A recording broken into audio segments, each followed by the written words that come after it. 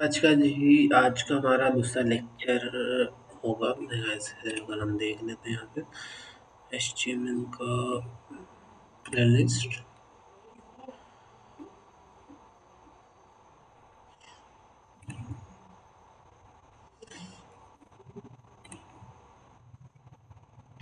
तो तीसरा लेक्चर होगा, ठीक है। और चलिए देखते हैं। अच्छा, जिसको अगर ग्रुप ज्वाइन करना है तो वो इस पे ग्रुप ज्वाइन कर सकते हैं। और अगर किसी को कोई सवाल पूछने कोडिंग के हवाले से तो वो इस पे आप इसमें क्वेश्चन आंसर कर सकते हैं, ठीक है। आपको जवाब मिलेगा। अच्छा जी, यहाँ पे मैं अपना फ़ोल्डर ओपन कर लेता हूँ। फ़ोल्डर ओपन करने के मैंने तरीके बताए थे। CMD आप यहाँ पर टाइप करेंगे, कोड स्पेस डॉट एंटर। चलिए, हमारी पहली फाइल बनी हुई है यहाँ पर। और लास्ट में हमने हेडिंग सीखी थी, ठीक है। कमेंट समझा था, ठीक है। और मैं यहाँ पे देख लेता हूँ, ठीक है। अच्छा जी, अब हमारे पास आता है एंकर टैग, ठीक है। एंकर टैग हम किस तरह से बनाते हैं वो समझ लेते हैं।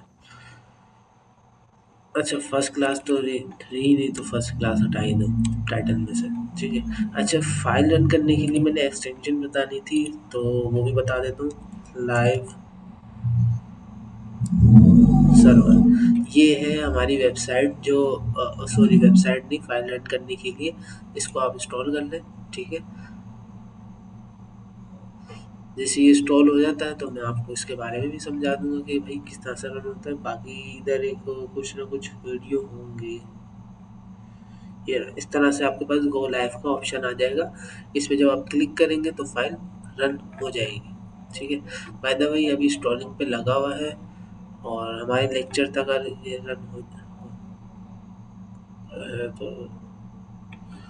सही है, हो गया, बन गया, ठीक है। और हमारी अपनी फाइल पे आते हैं, अपनी फाइल पे। अच्छा, एक्सप्लोरर पे मैं कब से बोलता हूँ, आप लोग एक्सप्लोरर पे आया करें अपनी फाइल को देखने के लिए, या इमेज जो भी है सब इधर ही मिलेंगी, ठीक है। अच्छा जी, तो यहाँ पे अब वो लाइव का ऑप्शन आ चुका है। अगर मैं फाइल रन करना चाहूँ तो डायरेक्ट इस तरह से रन कर सकता हूँ, ठीक है। एक तरीके का ये होगी आपका,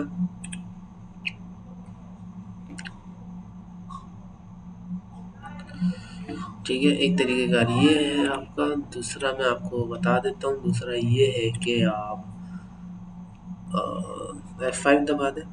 मेरे में F5 वर्क नहीं करता, तो मैं यहाँ पर आके रन टर्मिनल F5 शॉर्टकट की है, आप जब दबाएंगे तो हो जाएगा, ठीक है। जैसे ही आप F5 दबाएंगे, क्रोम पे आपने ओपन करना है, क्रोम पे आपका ओपन हो जाएगा, ठीक है। अच्छा जी, तीसरा, पाथ कॉपी कर लें,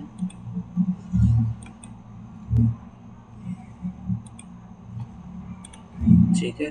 और यहाँ पर आके पेस्ट कर दें, ठीक है। ये तरीका मेरे को सबसे बेस्ट लगता है, कॉपी पाथ एंड पेस्ट, ठीक है।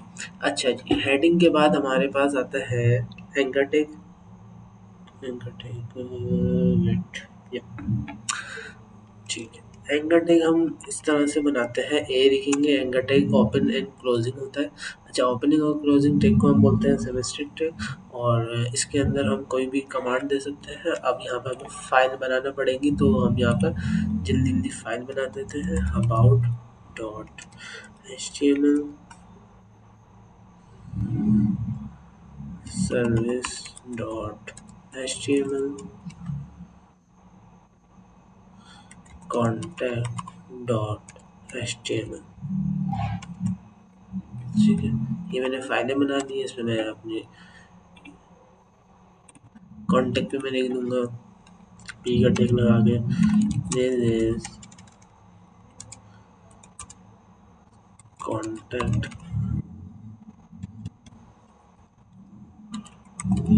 पेज, ठीक है। यहाँ पे ये फाइलें क्रिएट होती है, ये वाला है न्यू फाइल। आप सारी फाइलें इस तरह से क्रिएट कर सकते हैं। और ये इमेज टैग मैंने आपको बताया था किस तरह से लेकर आते हैं। this is service page. Okay, उसके बाद हमारे पास आ जाता है कॉन्टेक्ट भी हो गया, अबाउट नहीं गया, अबाउट हम कर लेते हैं।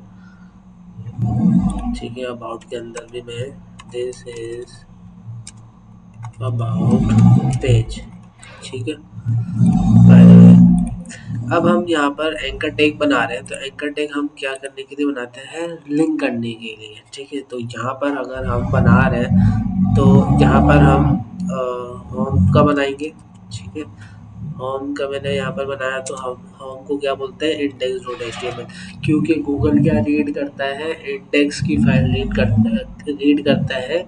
सबसे पहली फाइल जो होती है गूगल के हिसाब से वो इंडेक्स की फाइल होती है। ठीक है, होम अलग नहीं है, होम जो है वो इंडेक्स की फाइल है। ठीक है, ये बात समझ।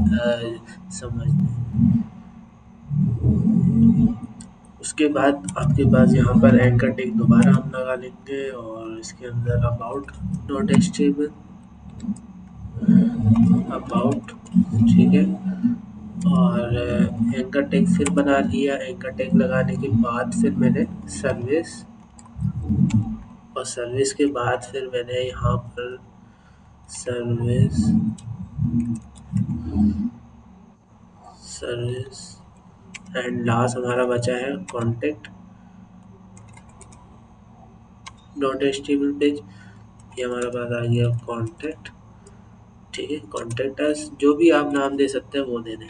अच्छा, इसको मैं करता हूँ रीलोड, तो यहाँ पे हमारे पास सारे सर्विसेज के पेजेस आ चुके हैं। बात समझिएगा कि हमारे पास कुछ होते हैं स्पेड टैग्स और कुछ होते हैं ब्लॉक टैग्स, मतलब डिव टैग्स।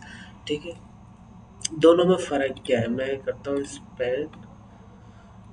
स्पेड करने के बाद यहाँ पर अगर मैं समझाऊँ तो पहला जो है पी टैग है। ठीक है, पी टैग क्या करता है कि अपनी जगह तो ले रहा है, साथ साथ पूरी जगह घेर रहा है। ठीक है, ये पूरी जगह ले रहा है यहाँ तक। ठीक है, अगर आप समझें तो उसके बाद हेडिंग भी यही कर रही है सारी।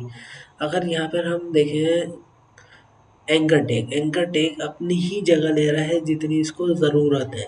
ठीक है, उसके बाद अगला टेक की जगह छोड़ रहा है, वो नेक्स्ट टेक ऊपर आ रहा है। हाँ, अगर मैं दोबारा पी टेक लिखूँगा तो क्या होगा कि वो उसको चाहिए पूरी जगह, तो वो इसके बराबर में नहीं आएगा पूरी जगह लेने, वो नीचे आएगा और पूरी जगह लेगा। सब देख लेते हैं यहाँ पर हम।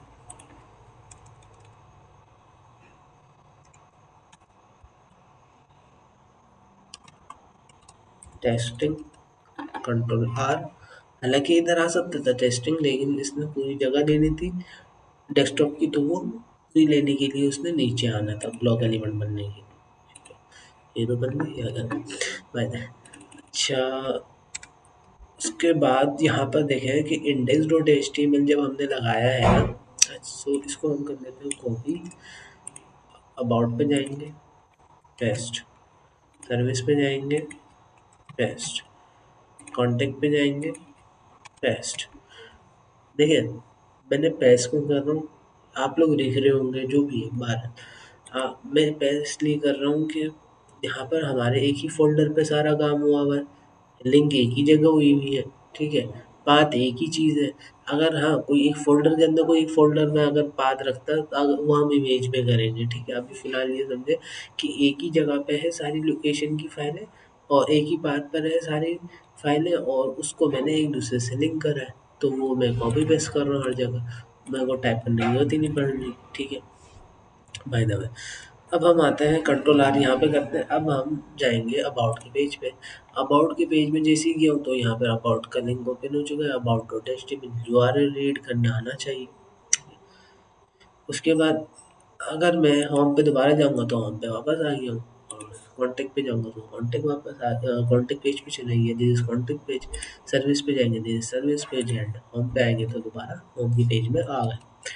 देखिए, बात समझने की कोशिश करिएगा कि मैंने, ये लोकल पास है, ये मैंने जो लिख के ही जो पूरी एक यूआरएल बन रही है ना, ये मेरी हार्ड ड्राइव की एसएसडी ड्राइव की है, जो कि मेरे पीसी लैपटॉप पीसी जो भी है तो वो मेरे लैपटॉप के अंदर आके आपका सर्च नहीं करेगा, क्योंकि मेरा लैपटॉप कहाँ है, आपकी लोकेशन कहाँ है, आपका पाथ किधर है, आपकी फाइल किधर बन रही है। तो जो आपकी फाइल का पाथ जो क्रिएट होगा ना, तो वो आपकी लोकल ड्राइव यानी कि हार्ड ड्राइव से ही क्रिएट हो रहा होगा, ठीक है।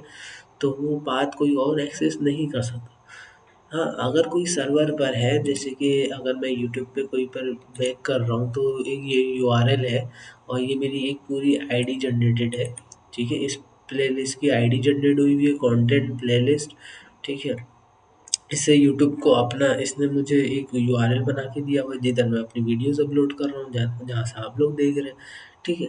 तो इस हिसाब से ये हमारा यूआरएल बनता है। अब ये यूआरएल आप लोग भी एक्सेस कर सकते हैं, लेकिन मेरा वाईटी स्टूडियो तो एक्सेस नहीं कर सकते ना, क्योंकि उसके लिए लॉगिन एक्सेस चाहिए होता है, अकाउंट चाहिए होता है, तो कुछ चीज़ें प्राइवेसी लगी हुई होती है।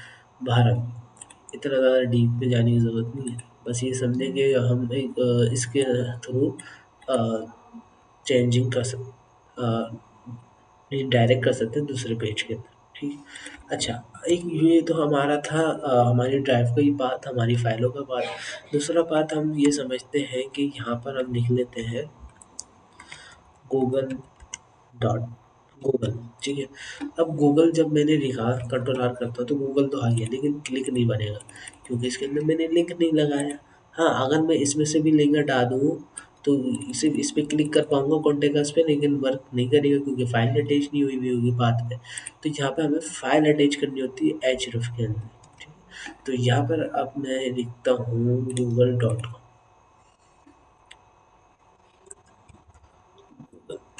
मैंने लिखा, गूगल पे मैंने आया, ये बात मैंने कॉपी कर लिया, ठीक है, क्योंकि मुझे गूगल पे ओपन करवाना है ना। तो अब मैं इसको करता हूँ close, control R. Control R करने के बाद गूगल पे जब मैं क्लिक कर रहा हूँ तो गूगल पे जा रहा है, ठीक है। और फाइल सेव करने का मैंने बताया था, ऑटो करने का, ठीक है। तो जिसने नहीं देखी होगी पिछली वीडियो, तो वो आगे ऐसे ही आ रहा होगा भारत। तो इसी तरह से आप कोई भी वेबसाइट का यूआरएल बना सकते हैं, और ये एक्सेस कोई भी कर सकता है, क्योंकि ये वेबसाइट लाइव है, ठीक है। google.com, आपकी जो ये जो आप फाइलें बना रहे हैं ये लाइव नहीं है, ठीक है, by the way.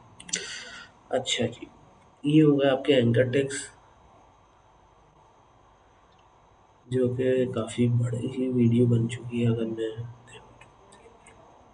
Anchor text के बाद आप लोगों के पास आती है इमेज, ठीक है। इमेज में समझा देता हूँ, उसके बाद आप लोगों ने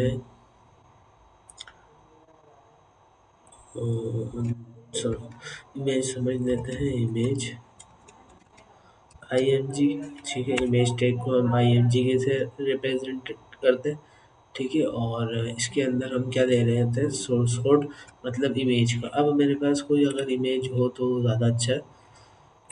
मैं इधर आता हूँ डेस्कटॉप, डेस्कटॉप पे आने के बाद मैं, ये मेरे पास एक इमेज है, या कोई अगर मेरे पास हो तो लोगों की, ये कंट्रोल सी एंड के अंदर वेबसाइट कंट्रोल भी, ठीक है। अगर आप लोगों के पास हो गई है, ठीक है। अब मैं यहाँ पर देख सकता हूँ अपने फ़ोल्डर के अंदर ये आ चुकी है। हाँ, अगर ये बहुत अजीब से लग रहा है, या तो मैं यहाँ पर राइट क्लिक करके न्यू फ़ोल्डर बना लूँ, ठीक है। दूसरा तरीका ये है कि यहाँ पर डायरेक्ट न्यू फ़ोल्डर बना लूँगा। यहाँ पे अगर मैं कर्सर लेके जा रहा हूँ, इधर मैं कर्सर लेके जाऊँ तो न्यू फ़ोल्डर आ रहा है, इधर रख रहा हूँ तो न्यू फाइल आ रही है, ठीक है। न्यू फ़ोल्डर के अंदर मैंने बोला कि इमेजेस, ठीक है। इमेजेस के अंदर मैं एक इमेज रखना चाह रहा हूँ, कंट्रोल X एंड इसको सिलेक्ट करने के बाद मैं कंट्रोल V कर दूँगा। जैसे ही करूँगा तो इसके अंदर आ चुकी है। और इधर समझने के लिए इमेज इसके अंदर गया, तो यहाँ पर एक इमेज आ रही है, वही वाली लोगो, ठीक है। तो यहाँ पर भी वही काम हुआ जहाँ यहाँ काम हुआ है, ठीक है। इसको मैं करता हूँ कट। देखिए ये आपका होता है टैब, जो कि जो आप खोले जा रहे होते हैं, ठीक है। बार बार हर सारी फाइलें एक साथ सामने खुलेंगी, ठीक है। यहाँ पे मैं क्लिक करने की जरूरत पड़ ली, हाँ इमेज खोल रहा था तो अगली टैब आ रही थी और मैंने उसको क्लोज कर दिया था। अब मुझे यहाँ पे इमेज यूज़ करनी है, तो मैं इमेज के लिए control space bar, image folder के अंदर है, फ़ोल्डर के बाद में गया और जो इमेज थी वो मेरी ये वाली है, इसको मैंने सेलेक्ट कर लिया। जैसे ही सेलेक्ट करा, कंट्रोल आर, अब मेरे पास इमेज आ चुकी है। अब साइज़ कंट्रोल वो भी समझ लेते हैं किस तरह से हम साइज़ कंट्रोल करेंगे इसका। इसके अंदर आएँगे और साइज़ कंट्रोल के लिए आप हाइट और विड्थ यूज़ कर सकते हैं। हाइट मैंने दे दी 50 पिक्सल, ठीक है। अच्छा, पिक्सल हम दे रहे हैं मतलब आपके लैपटॉप के साइज़ के हिसाब से। अगर मैं यहाँ पर डिस्प्ले के लिए लिखूँ, डिस्प्ले चेंज रेज़ोल्यूशन पे अगर मैं जाता हूँ तो ये रहा। ये आपका जो 1920 मल्टीप्लाई बाय 1080 जो दिया हुआ है, ये पिक्सल है, ठीक है। इस पिक्सल के हिसाब से आपकी स्क्रीन एडजस्ट हुई हुई है, ठीक है, ये पूरी। तो आपका भी लैपटॉप की साइज़ अलग होगा, आपकी पीसी का साइज़ अलग हो सकता है, ठीक है। हर किसी की रेजोल्यूशंस अलग होती है, ठीक है। जिस हिसाब से आपका लैपटॉप उसी हिसाब से आपके रेजोल्यूशंस, ठीक है। तो उस हिसाब से आपका पिक्सल जनरेट हो रहा होता है। तो मैंने यहाँ पे बोला कि मेरी स्क्रीन के हिसाब से 50 पिक्सल का दे दें, ठीक है। तो अगर आपकी मैं ये बात ये सारी फाइलें उठा के अगर आपके पीसी पे डालूँ तो क्या होगा कि अगर ये सेम होगा, अगर हमारी स्क्रीन मैच कर रही है, थोड़ा-सा 19-20 का फ़र्क चलता है। हाँ, अगर सेम कर रही है तो बिल्कुल यही एग्ज़िट दिखेगा जो मैं बना रहा हूँ, ठीक है? क्योंकि रिस्पॉन्सिव तो है नहीं अभी। रिस्पॉन्सिवनेस क्या होती है? वो समझ लेते हैं। जैसे कि अगर ये एक वेबसाइट है यूट्यूब की, अगर इसको छोटा करूँ तो इसने अपने आप को एडजस्ट कर लिया। मेन्यू साइड में हो गया और वीडियो को और छोटी हो गई। इसको और छोटा करूँगा तो इसने और एडजस्टमेंट ले ली है, ठीक है। ये जो आ रहे थे पहले इस साइड आ रहे थे, जो कि खुद ही एडजस्टमेंट हो चुके हैं। ये गायब हो गए, ठीक है, ये एडजस्टमेंट होती है। अब इसका देखें तो इसकी एडजस्टमेंट नहीं होगी, ठीक है। इमेज कटी तो कटी ही रहेगी, ठीक है।